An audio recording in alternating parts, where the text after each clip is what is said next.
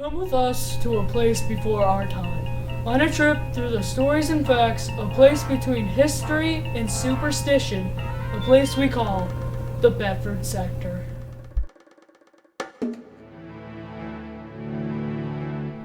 Perhaps some of the most dramatic events that take place are those which we cannot prove. Tonight's stories are just that. We take you to local Bedford establishment, Jean Benet Tavern, where so many have experienced things they would never forget.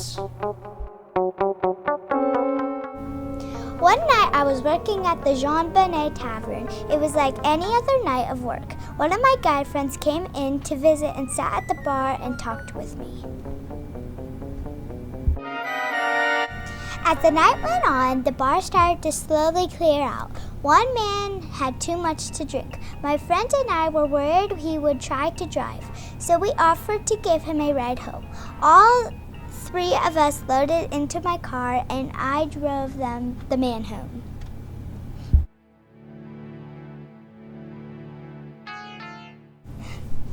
When we got back from the Jean Benet, my friend and I headed back up to the tavern to do the cleaning.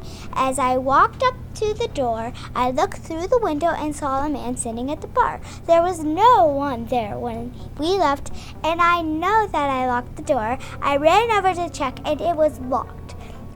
The two of us then checked the whole building, but we couldn't find anyone. Our next story is from a viewpoint of some visiting patrons. They were intrigued by the stories they have heard from others and wanted to experience one for themselves. They would not all walk away without a story to share.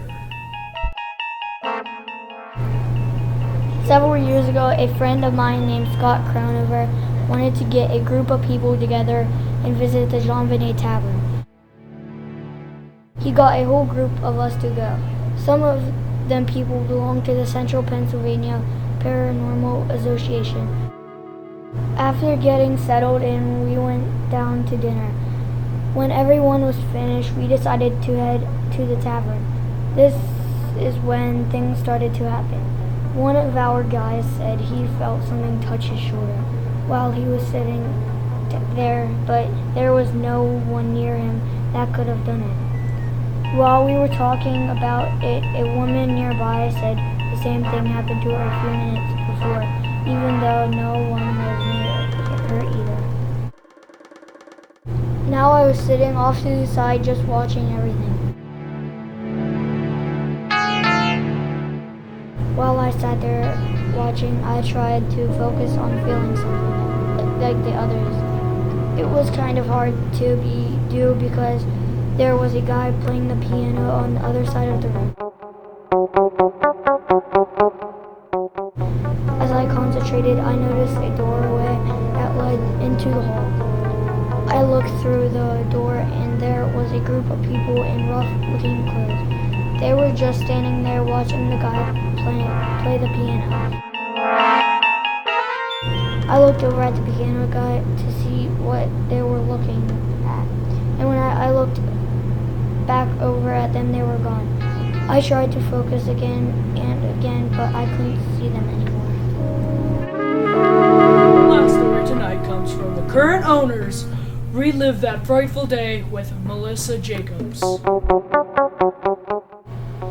My name is Melissa and I run to the Jean Benet Tavern with my husband. One day I got to work early and did my walk through the building to make sure everything was okay. As I passed the door to the attic apartment, it was closed and locked, like I always keep it. I went about my business in my office. Later I was upstairs again for something and the door that was supposed to be locked was open. No one was renting the apartment at the time, so I was quite nervous about being there alone.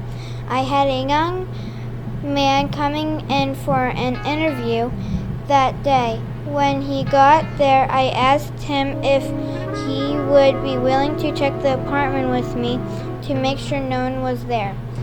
When we went up to check, the door was closed again. He went up and checked everywhere but couldn't find anyone. We then checked the rest of the building but still found no one. These are just of the few phantom meetings who have been recorded by those entering the Jean Benet Tavern.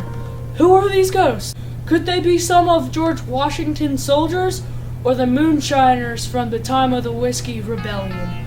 Maybe they are some of the criminals that were killed here. Or perhaps they are just some guests who don't wish to leave the Bedford Sector.